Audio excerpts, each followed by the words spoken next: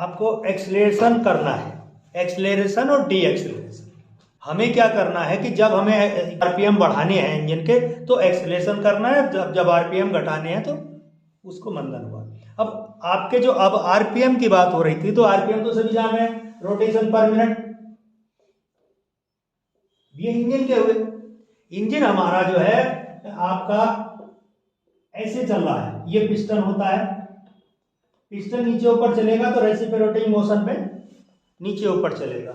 मगर जब यहाँ हमारी क्रैंकशाफ्ट और ये पिस्टन का बिग एंड बोलते हैं इसको, तो इस बिग एंड को जब लगा होता है तो ये इसको रोटेशन में कर देती है। ये इसको आपको जो पावर मिल रही है वो मिल रही है आपको रेसिप्रोकेटिंग मोशन में, इसको क्या बदलेगा ये रोटरी मोशन में। तो रोटरी मोशन में हमको आरपीएम मिलते हैं, आरपीएम पर मिनट।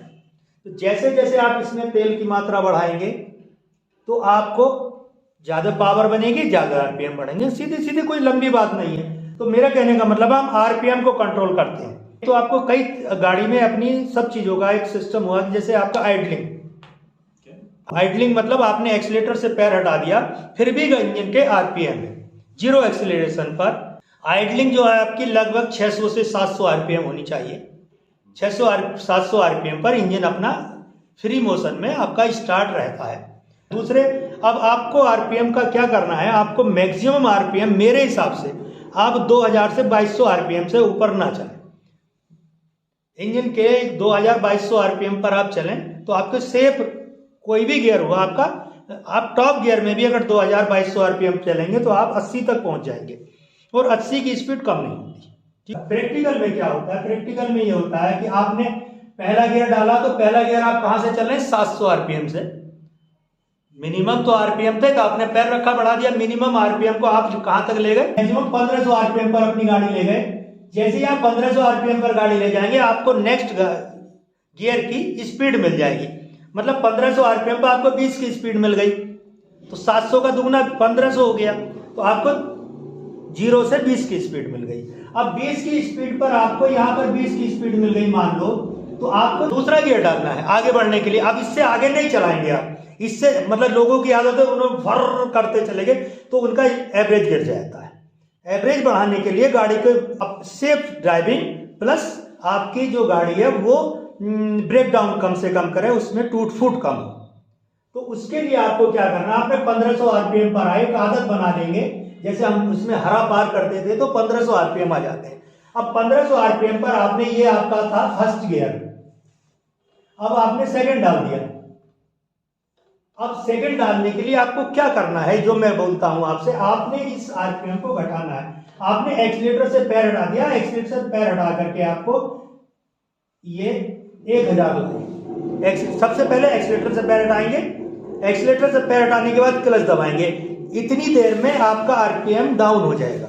डाउन होकर के आपका 1000 आ गया। यहां आपकी स्पीड 20 ही रही ना, ये आपको करना है। गियर फर्स्ट से सेकंड आ गया, स्पीड 20 ही रही, तो आपको झटका नहीं लगेगा बिल्कुल।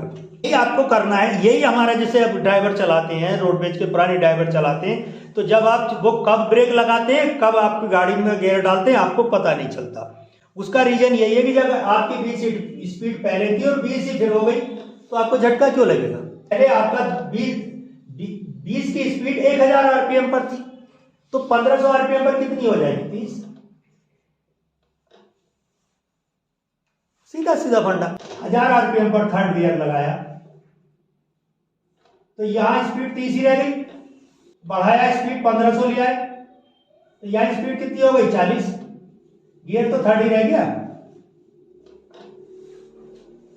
आपने एक्सीलेटर एक बार हटाया पैर, फिर एक्सीलेटर दिया, आपने यहां अपना थर्ड गियर हो गया, गाड़ी आपकी 40 की स्पीड होगी, आप फोर्थ लगाएंगे तो आपकी 40 ही रहनी चाहिए, आगे को आप बढ़ाते चले जाएंगे।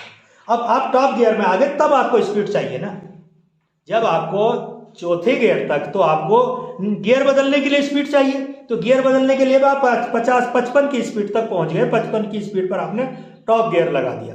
55 की स्पीड से ज्यादा पर ना लगाएं। 55 किलोमीटर पर आवर पर आपने जो है टॉप लगा दिया। अब आपको स्पीड चाहिए, किस लिए कि आपको अपने डेस्टिनेशन पॉइंट तक पहुंचना है और कितनी देर में पहुंचना है ये आपको पता है। कोई इमरजेंसी तो आप 120 तक भी तो चल सकते हैं भाई, मैं नहीं मना करूंगा, मगर इमरजेंसी नहीं है तो आप इस स्पीड को बढ़ा करके 60 या 65, इससे ऊपर ना जाए तो आपको मैक्सिमम फ्यूल एवरेज मिलेगा। फ्यूल कोई हो, डीजल हो, पेट्रोल हो, गैस हो, इससे मतलब है। दूसरे, आपकी कंट्रोलिंग पावर यहां पर 100% होगी। जब आप 80 की स्पीड पर पहुंच जाएंगे तो ये लगभग 80% रह जाएगी, है यहां पर आपकी 100% होगी कंट्रोलिंग, यहां पर उसकी 80 रह जाएगी। जब वो 120 पहुंच जाएगा तो 50% रह जाएगी लगभग। गाड़ी उसके कब्जे से बाहर है 50%, और इसलिए एक्सीडेंट होते हैं। और यहाँ जो फ्यूल एवरेज हो जाएगा, जो यहाँ पर आपका अगर एक गाड़ी लगभग 22 से 24 का एवरेज देगी, जो ये आप चला रहे हो ऑल्टो, मैक्सिमम गाड़ियां 20 का एवरेज, 22 का एवरेज, 24 का एवरेज देंगी, वो यहाँ घट के आपका 15 रह जाएगा। इस स्पीड पर चलें और अपनी आपकी गाड़ी की टूट फूट बहुत कम, यहाँ पर यहाँ से टूट फूट कम से कम 30% बढ़ जाएगी, हर चीज की घिसावट बढ़ जाएगी। आपको ब्रेकिंग बढ़ानी पड़ेगी, यहाँ आपको ब्रेकिंग की बहुत ज्यादा जरूरत नहीं है, यहाँ पर आप क्लच से ही काम चला सकते हैं, कई बार हल्का से ब्रेक से काम चला सकते हैं, मगर यहाँ आपकी ब्रेकिंग भी बढ़ानी आपको पड़ेगी। क्लच को हम आपसे कहते हैं कि क्लच से आप पैर हटा के रखें। क्लच आपको इस्तेमाल करना है इंजन को बंद होने से रोकने के लिए ब्रेकिंग के समय या गियर बदलने के लिए, इसके अलावा कोई काम इन क्लच का नहीं है। इसलिए आप तभी इस्तेमाल करें जब ब्रेक लगाएं तो इंजन बंद होने से रोकने के लिए और गियर बदलने के लिए। क्लच आपको 100% पूरा दबाना है, जब भी दबाना है, आधे क्लच पर रख करके पैर कभी ना काम करें। तो आपका ब्रेक आ गया। कंट्रोलिंग यूनिट है ब्रेक, जो है कंट्रोलिंग यूनिट है, स्टॉपिंग यूनिट भी है, दोनों है। स्टॉपिंग यूनिट का काम वो तब करता है जब हमको गाड़ी खड़ी करनी है, अन्यथा वो दिन भर कंट्रोलिंग यूनिट का काम करता है, स्लो डाउन करने को आपको गाड़ी को। कंट्रोलिंग यूनिट में आपको ब्रेक तेजी से नहीं लगाना है। आप क्या करते हैं, हल्का सा ब्रेक लगाएंगे जितनी आपको जरूरत है। मैं ये नहीं कह रहा कि कितना लगाएंगे, मैं बता ही नहीं सकता कि भाई आपको वहां कितनी जरूरत है। क्यों कि जैसे आपको आप 80 की स्पीड चल रहे हैं, 80 की स्पीड पे आपने देखा है थोड़ा आगे भीड़ है, आपने हल्का सा ब्रेक लगाया, 70 है, फिर ब्रेक हटा दिया, तो बहुत हल्का लगाया ना, हल्का सा ब्रेक पे पैर रखा। हल्का सा ब्रेक पे पैर रखने का क्या मतलब है, इसमें ड्यूअल सिस्टम जो है वो ये है कि अगले पहियों के ब्रेक अलग होते हैं और पिछले पहियों के ब्रेक अलग होते हैं। जब आप हल्का सा ब्रेक लगाएंगे ब्रेक सिस्टम में, तो आपका ये टेंडन सिस्टम हो गया। इसके अंदर अगर हाइड्रोलिक ब्रेक की बात कर रहा हूं या कोई भी ब्रेक हुआ, तो जब आप यहां से इसको पिस्टन को दबाएंगे तो पहले ये पिस्टन चलेगा और इस पिस्टन से एयर या हाइड्रोलिक जो भी होगा ये पिछले पहियों को चला जाएगा अगले वाले चैम्बर से। जब ये पीछे चला जाएगा, इसमें ब्रेक लगने लगेंगे, तब ये आगे बढ़ेगा, इससे दूसरा ऑपरेट होगा, दूसरा पिस्टन इससे ऑपरेट होगा। तो इतना टाइम जो हमें मिल गया, ये हमें मिल गया सिर्फ पिछले ब्रेक लगाने का। अगर आप इमरजेंसी ब्रेक लगाएंगे तो आपको चारों में आपको ब्रेक चाहिए।